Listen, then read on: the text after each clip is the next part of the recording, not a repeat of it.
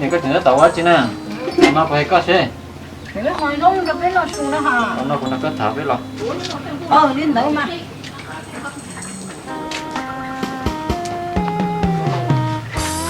rồi nó có nè nó có thải mua chuyện gì hay thế mà rồi có gì mua ăn chi nào chứ cái mất tao cũng rồi cái hả chiều chỉ mới chia cái này thế chứ mà lúc rồi rồi nó cũng nó có thải thứ này tôi được chi thế được hậu rồi ít lo rồi thì phong dưới nhá lại những lối chả tôi nó tao họ nó có nhiều gì mà có gì ơi có gì có tao hay trong lòng nhiều có nhiều cái nào á để thế hôm có một nhiều lo nói cứ xí thải hay đâu tôi được chi thế được hậu rồi còn cái con này cái đi bắt tao thế như tiếng lò con lên đâu mà có bà hay cứ mà bà hay sinh bà hay chặt nhưng đấy nó có nhiều ừ đấy có nhiều muốn mua hai con tôi xem đấy mà nó hay sẽ rồi bây giờ bắt nhọc hay tươi để chỉ có lẩu nó sọt kia có nhiều cái mà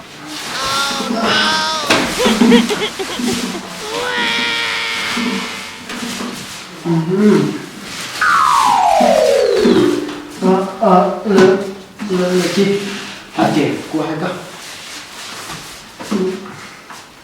mù mà mù câu phải rồi mày tôi được chi được không đến chừng nó tàu chứ nè để nó đi mua xí thế nào nên nó xí sẽ có chỉ đi nó có chữ hả nè mò chị mà chị nào tôi được chi thế được thôi nè tí lo lại còn nè chỉ bao người vừa nhá cho là ba cái nhỉ vừa từ lo đấy à nếu không một xíu đã chỉ có tài sản đi nó chỉ bao lại lo nó hay tôi được chi được không cái nào là một yếu từ nhá nó ôi tôi trời chị bây giờ là tôi nhá cho nên người có ít thùng có lấy cái con nhỉ thế nào giờ mà chi thế được thôi nhớ đợi lo người đấy có nhà hai không nhớ lòng câu bỏ ít từ nhớ họ từ tôi nhớ gì thì ta nào giỏi à vì chi thế được không nấy coi mà nó có nhiều họ từ nào mua mà lên mua cho qua ít từ con nhỉ đỡ mà đấy nè sao nên nó hỏi lo tiền gì lại cũng nhiều con nhớ là ba cái gì cứ theo giỏ rồi mà cho mà mình thả đỡ là tôi giờ nếu mình thả to thì là thấy có nhiều nè chết phải không phải đi đỡ mà mình cho xếp cái gì á Lại này.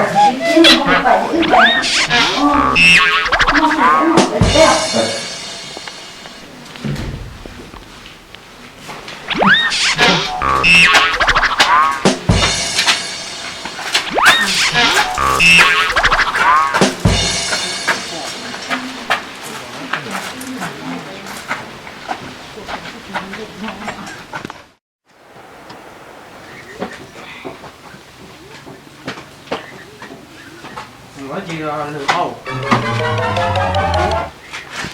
một vòng chuyện thôi để này xử lý nè để nó tôi ra học vợ mà nè trường rất tổng nói chuyện nè nè thế gì lựa cũng một bỏ ít tu nhá Ok. để lo rồi nó in đó nét thả đấy mà đi nữa mà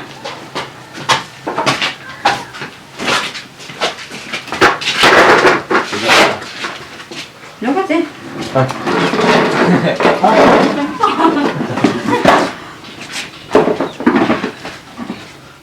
nè thế gì lừa chỉ một bỏ ít tu nhá rồi nè chỗ tầm rồi cháu đê một cho là ít bé tổ trắng thì tu người chị hết được hầu cho nên là chuột luôn nha nhớ chị chỉ nhớ cho nó hiểu bự sao mà giờ mà mấy chú giờ cái này hay mà nè cho cho là bự này chị cho là tuần nọ mấy chú chỉ giờ đó giờ gì giờ cho yêu bò nó bự sao chỉ giờ cho tuần nọ có phòng gà xía Enggak sih ya. gà xía à Pak. Ơi tao biết chứ đó. con đó cứ phải tự chế rồi bạn ấy là mấy chú nữa nó chỉ đến bao mà nữa À.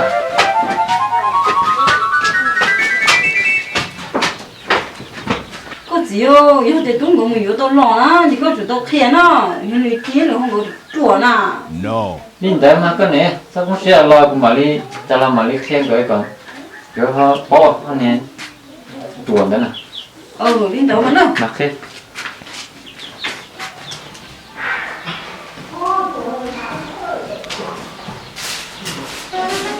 lười gì tôi Anh phải chị. con Nó à. lười gì Anh chị. có phân nè hết chỉ có hai lưỡi có loại ư có bự đi chăng Bữa giờ vừa bữa mà. lên đầu Ừ.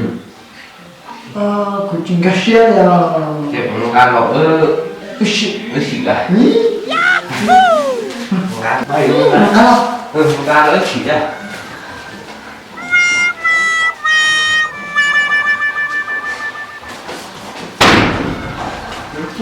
nó Qua đây. Vừa nói đi à. theo của nó Đừng làm cái này. bây giờ nó mà nó bự bự Bữa nó nữa mà. bự có Ừ. của chị bự hết của bố bó rồi Ừ.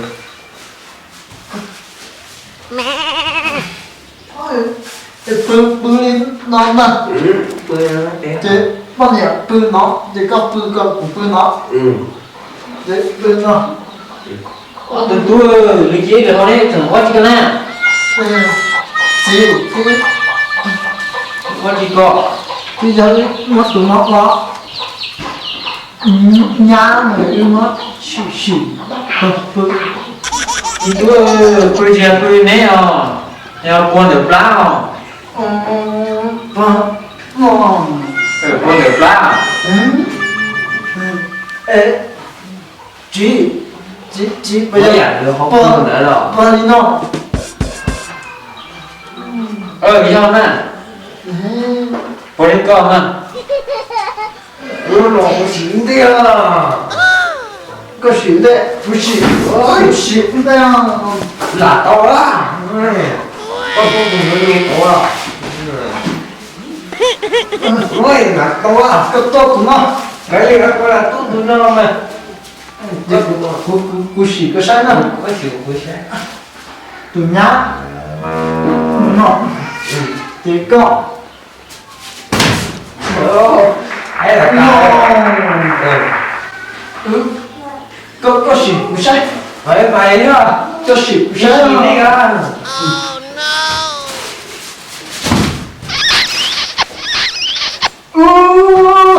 có yêu Y hồ. có yêu nó rồi Phải phải chóc này.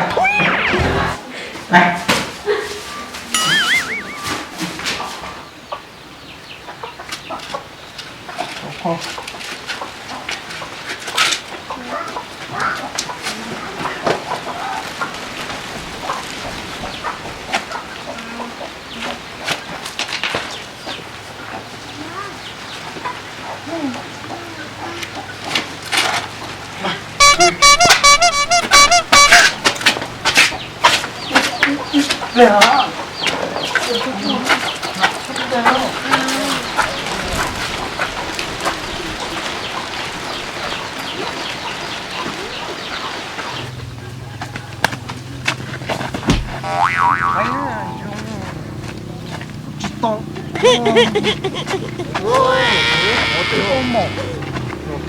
Một từ nhốt nhốt to.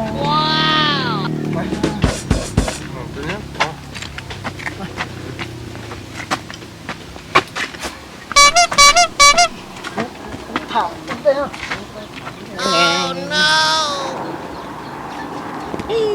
Chà, mấy mà chắc cũng là gọi là bánh tất kết xin.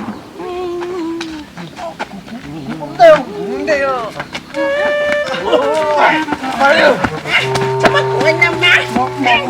Một từ.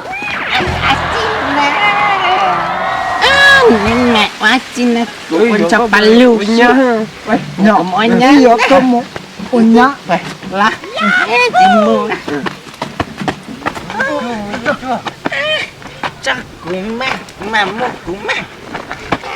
Nên mà. Của tay bắt.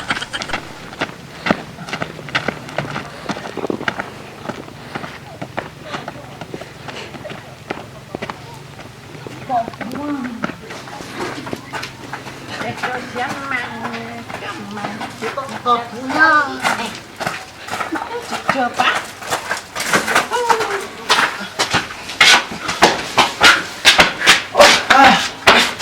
Chồng mẹ xong chồng chật chẹp nên là pin này lên chén nè Được cơ. Cho cơ một từ.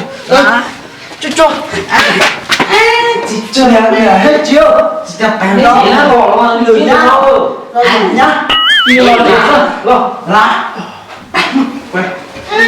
Ô, thôi mà, bé có gì đâu mà. Ông phải sao? Phải của chị đâu? Đâu, bé có gì đâu đấy. cái bê là cho chúa rồi cho nhớ. Chị Con bè à? Con bé. nên mày Ô, Đi con à, đi bê con à. sao cho nhá, sao hả? Chị thích chưa? Rút tệ. Ôi, thôi, Cái chị bê là chị sợ. Sợ, rồi đấy nè. sao tao nên chị chút tiền này Đâu, gì? Không được đấy. Nhá thôi. Nhá. Nhá, để đi, không thương thế mà.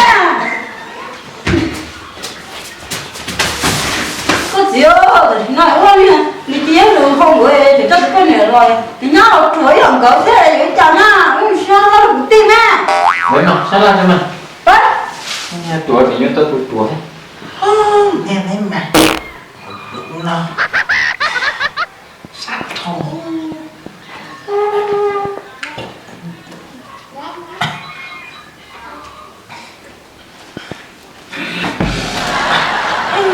con mặt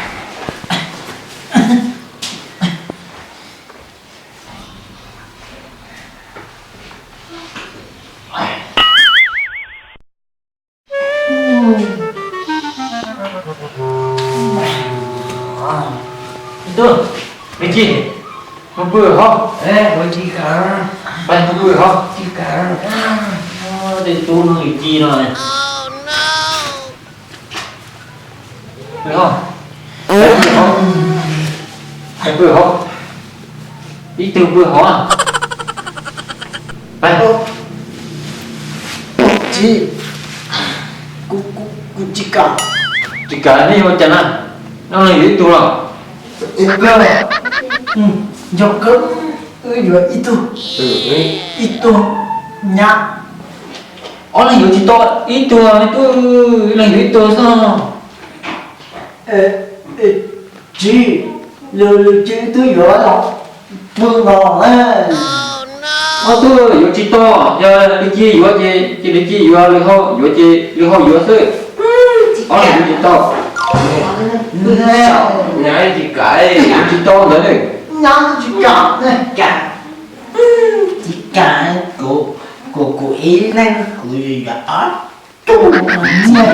Nhá chị cả. thế sợ Cả. thì tôi quý xa đó quý xa rõ xa chị cả Chỉ to nhá rồi. Yo tôi sơ. chị Lì hao yo.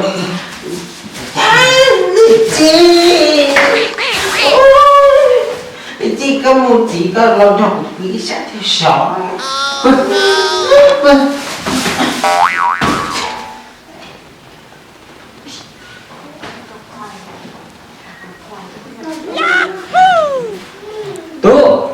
Chết bà cho nhá đi bỏ à.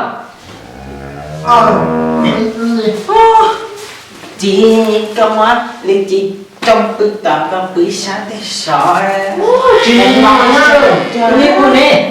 Đi cô nè chị ơi đi cô nè. bữa nằm á Chết cô nhá. chị bữa nè Cái nhá này hóa chị nào tên nhá này. Chị ơi, nó sáng chị mua cô luôn á. Có lấy cái gì không? Tên nhá này. nó tới bữa nằm Cái chị này cái đồng con ra đây. Ông này nó chỉ được không mà được cho anh con nhà. Các thầy nó bảo nha. Có gì, chắc có chuyện nó tên ha. Tôi tên nhá là vừa đầu đi thế nào. Chị có cái nữ nhá đứa cũng mua sơ chị cũng đòi là phương. Ô, nên nữa mà tôi nhá nó thế mà. Người tôi mà hay cứ tìm nó xa rồi. Nên đó mà nhá nó là chị bó cháy thế chị chú xíu nào được vui chứ. Nên đó mà. Cái chị chuyện đó sao mà cứ tìm nó xa mình thế nào. Đó này.